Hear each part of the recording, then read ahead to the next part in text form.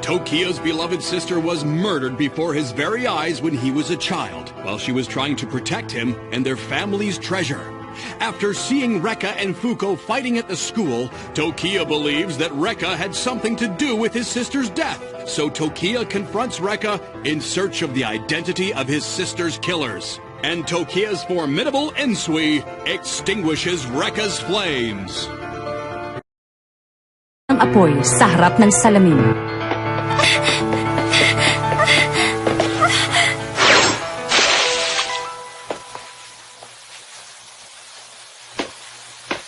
Kamukha mo siya.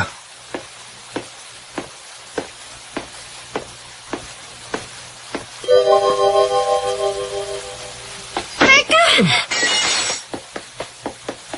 Rekka! May sugat ka! Ikaw si... Hindi ko naiintindihan kung bakit nagawa mo ang bagay na ito. Wala ka ba man lang nararamdamang awa para sa kanya?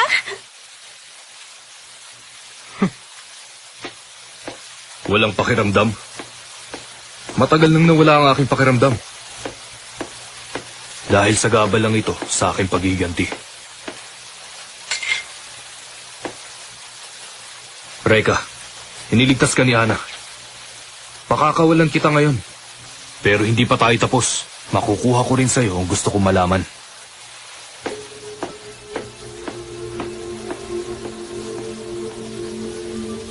Rekka, Ang labo naman. huwag ka muna magsalita.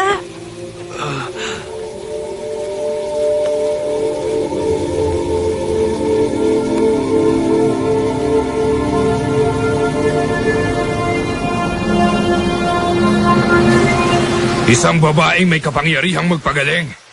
Iniimbestigahan ko na ang sinasabi nilang babaeng nagpapagaling. May palagay akong siya na nga ang babaeng yun. Siya nga. Ay.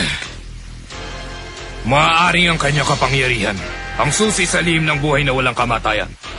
Ayon sa kasulatan, ang pangkat ng Hokage Ninja ay taglay ang lihim na ito noong panahon ng digmaan. Huwag na huwag niyo siyang hihiwalayan. Masusunod. Ikaw pala. Dilan may Kagami? Wala yata akong kilalang ganon. Mas matanda siya sa atin na 1 taon. Siya ang pinakamatalinong estudyante na nag-aaral sa eskwelahan natin. Kaya lang, hindi siya malapit kahit kanino. Sabi nila may pagkasuplado. Popular pero tahimik. Bakit naman gusto ng taong yung saktan si Rekka? May hawak din siyang mahiwagang sandata na kung tawagin ay Ensui. Ensui? Baka pakalanan naman to ni Emma. Malamang. Kung gusto mo, Rekka, pagtulong-tulungan natin yung taong yon para naman madala. Imposible. Masyado siyang malakas. Huwag mong sabing natatakot ka, ha? Hindi maganda yung inaasal mo. Paano na lang yung pangako mo kay Ana? Nakalimutan mo na ba?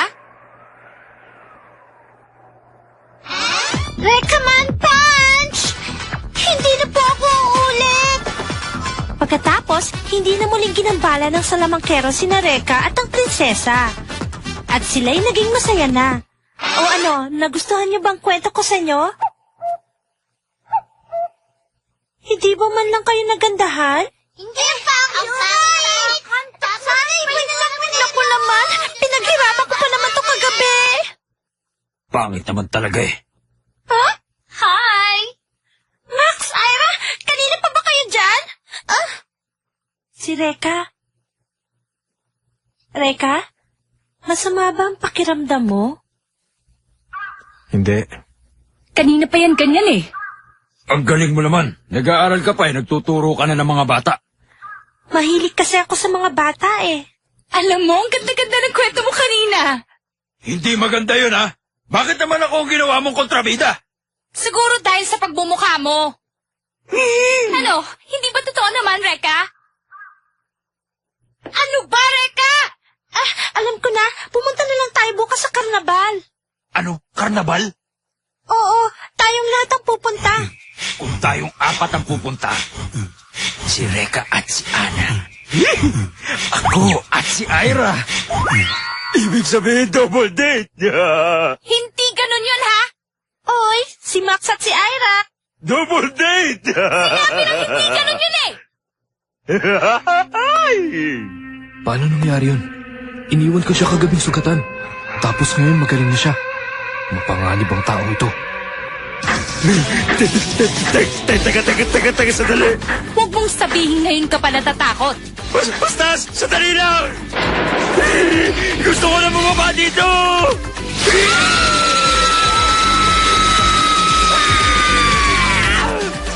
Oh, ang sarap sumakay. Ha? Max, okay ka lang ba? Parang nawalan yata siya ng malay. Sasakay pa kami ng roller coaster, sasama ka pa ba? Baka himatayin uli ako eh. Ang laki mong tao, laki mo namang lampa. Reka, may dinaramdam ka ba? Hindi ka pa kasi sumasakay sa mga ride eh. Tara, sasakay kami sa roller coaster. Sama ka sa amin.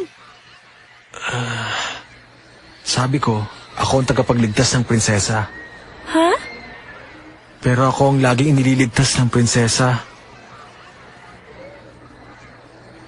Ayun ba? Baliwala yun. Huwag mo isipin yun. Sandali, bibili lang ko ng maiinom natin.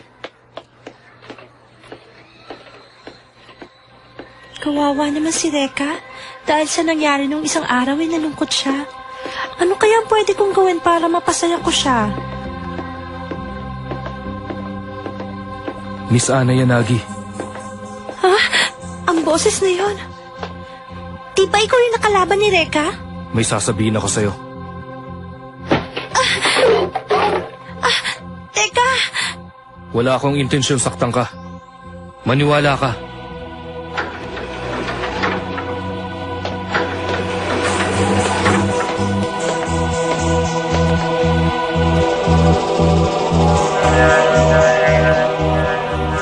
Ilang sandali na lang at hahanapin ka na ni Reka. Gusto kong dito kami magkita. Tatapusin ko na ang aming laban ngayong araw na to. Pero bakit si Reka? Isa siyang mapanganib na tao.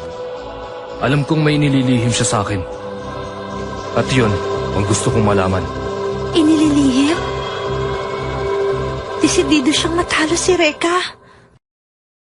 Ang tagal naman niya. Oo nga, oo na ako eh. Hindi kaya naligaw yun? Tara, hanapin natin. Sige. Reka, ang mahal mong prinsesa hindi pa rin bumabalik. Ha? Bahala ka.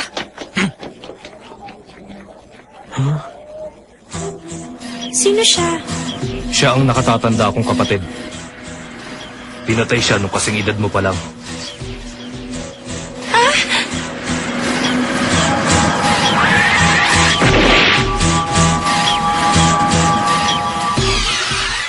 Mula nun, isinumpa ko na ipagiganti ang kanyang kamatayan. Si Reka? Wag! Huwag ka nang tumuloy! Huwag ka nang pumunta rito! Prinsesa! Reka, wag! Mapapahamak ka lang! Pero... Reka, wag! Pero nangako ako. Nangako ako na magiging ninja ng prinsesa. Reka, mapapahamak ka lang! Prinsesa! Gaya ng sinabi ko, nawalan na ako ng kakayahang magmahal ng kapwa. Wala nang natitirang awa sa puso ko, kahit na para kanino. Sana maintindihan mo. At habang kasama mo si Reka, palagi kang malalagay sa panganib. Sigurado yan. Huwag mo na ituloy! Sorry. Huli na ang lahat, Ana. Prinsesa! Sinakta ka ba niya? Reka! Prinsesa, pasensya ka na sa inasal ko kanina. Minsan lang ako natalo pero inisip ko na hindi kita kayang pagtanggol. Sorry Sorry talaga. Hindi na mauulit yon. Kahit anong mangyari, ako pa rin ang magiging tagapagtanggol mo. Okay ba yon, prinsesa? Reka! At ikaw, Dylan, bakit kailangan pang dukutin ang aking prinsesa? Siguro natatakot ka na ngayon dahil hindi ka naman nanalo sa akin, no?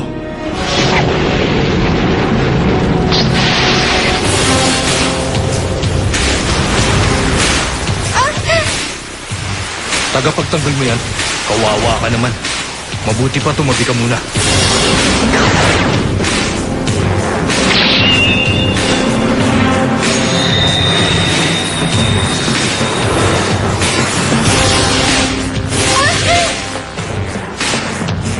Ilalabas ng aking insui ang tunay mong pagkatao. Tama ng daldal! Sisimulan ko na!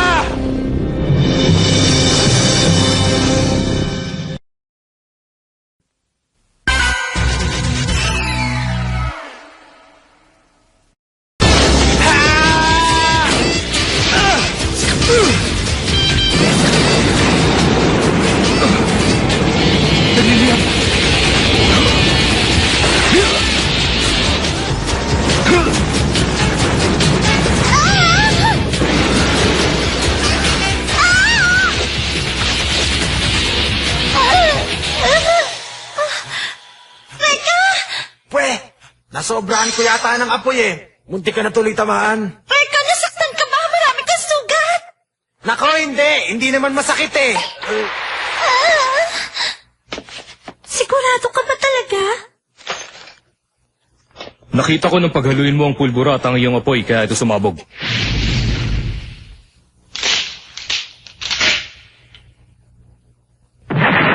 Akala mo siguro matalino ka na, ano?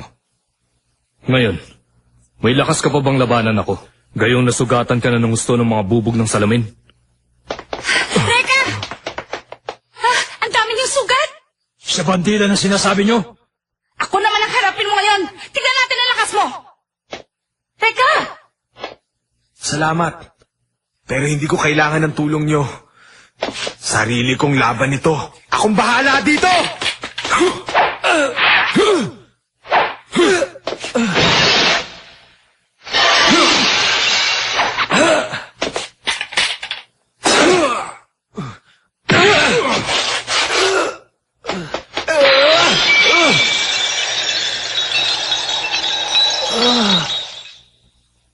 Anong ginagawa mo dyan?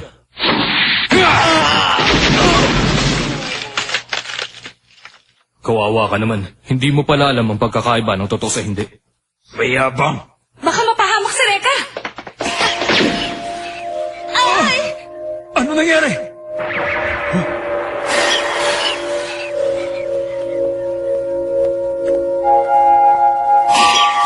Si Emma!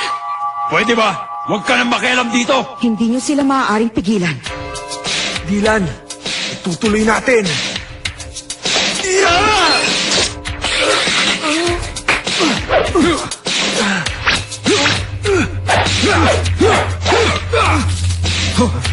Ito sa'yo!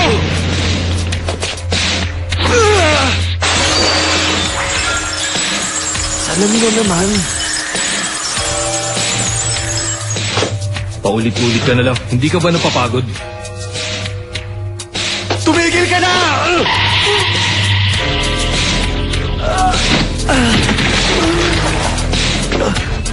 Bilib din naman ako sa lakas ng fighting spirit mo. Pero hindi pa rin ito sapat para may papanalo mo ang laban nito. Reka! Tulungan na natin siya. Emma! Nakikiusap ako sa'yo. Pagigilin mo na sila. Baka mapahamak pa si Reka.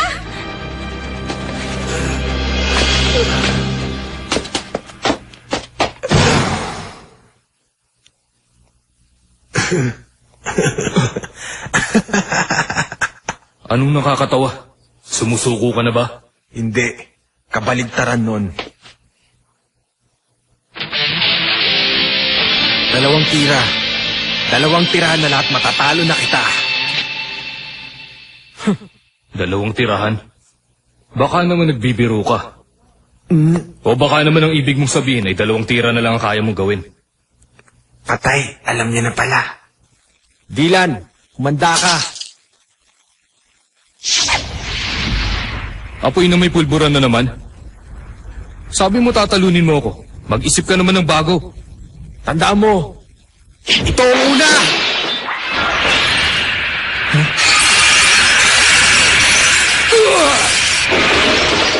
Naiintindihan ko na. Ayaw niya maguluhan sa mga salamin kaya binasag niya ang mga ito. Kung mapipigilan ko ang ikalawang tira niya, siguradong may panalo pa ako. Nasaan na siya?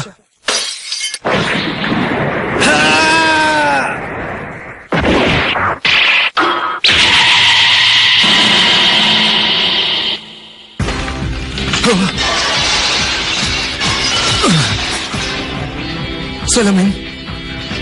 Ito ang ikalawa!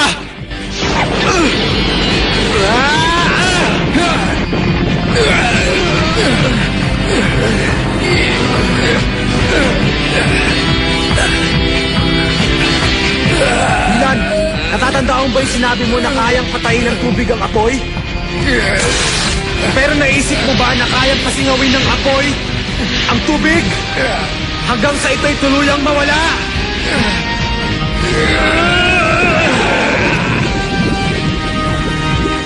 Ang ansuri ko.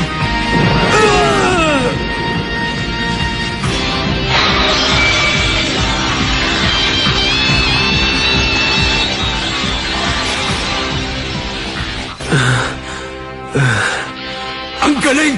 Reka! Nakakakilos na tayo. Ano pang hinihintay mo? Ituloy mo na. Tapusin mo na ako ngayon. Anong mapapala ako pag ginawa ko yon? Malis ka na lang. Sigurado ka ba na wala kang kinalaman sa mga taong nagtangkang nakawin ng Insui? Sa mga taong pumatay sa kapatid ko? Patawarin niyo ako. Sabi ko na nga ba, ikaw may kagagawa nito eh. Ito lamang ang tanging nalalaman kong paraan upang lalo kong mapaghusay ang inyong kapangyarihan. Lalo mo paghusay? Pero bakit kailangan pag gawin yon? Dahil pagdating ng takdang panahon, may isa pa kayong makakalaban. Isa siyang ninja.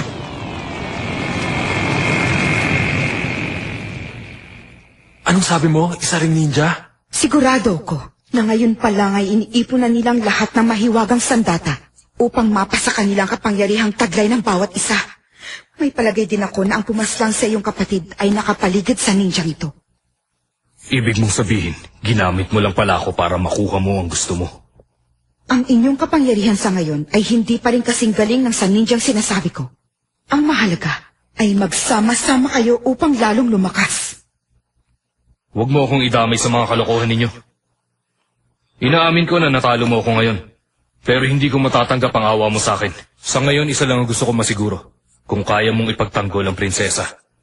Siyempre naman, kaya ko siyang ipagtanggol.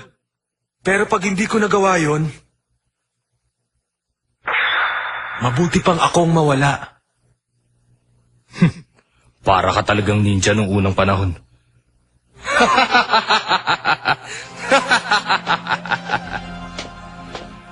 Tuparin mo ang ipinangako mo.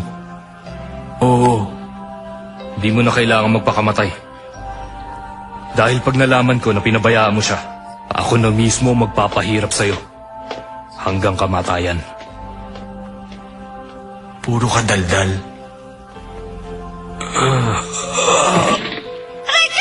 Reka! Ang dami niya sugat. Dali natin siya sa ospital. Kaya ko siyang pagalingin. Teka, sandali. Ano gagawin mo?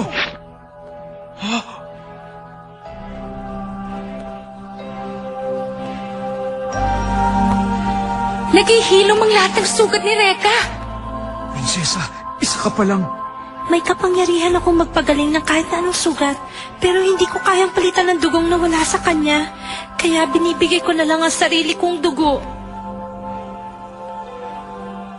Mula ngayon, hindi mo na mapipigilan pa ang guhit ng iyong kapalaran. Reka, ang magiting kong anak.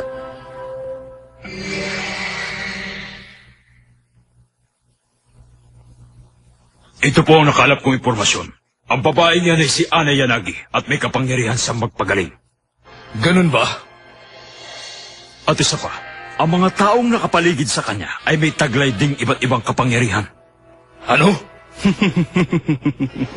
Anong nakakatawa dyan? Natutuwa ako. Ngayon ay alam ko na ang dahilan kung bakit umuugong ang aking mahiwagang sandata. Kailangan kong makuha ang babaeng may kapangyarihang magpagaling.